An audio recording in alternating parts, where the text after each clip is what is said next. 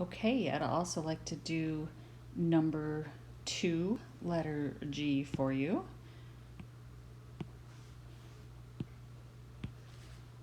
And one way I'd recommend rewriting this is we're going to write all of this inside parentheses here like that. We're just going to rewrite this, okay?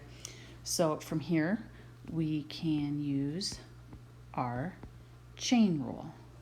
So our chain rule says the outer function, the derivative of the outer function, right? Keep the inner function as is. And then you go, oh boy, how do I take the derivative now of this inside function? That in itself is another chain rule. So let me go ahead and write that in red for you. Check this out.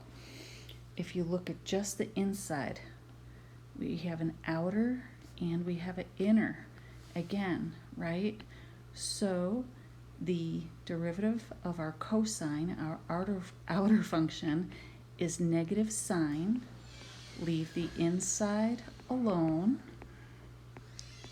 but then take the derivative of the inside function here, which is cosine.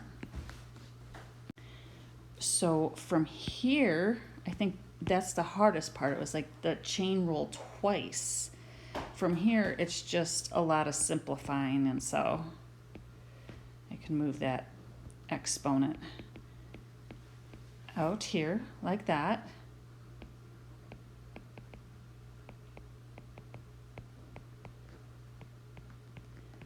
And then we have cosine x. So that was a pretty tricky one, not long, but doing the chain rule twice. One considering this is the outside function, but then we have to take the derivative of the inside function here in red. That's the chain rule again. And from here, it's just combining like terms, distributing and whatnot. Okay, I hope that helped.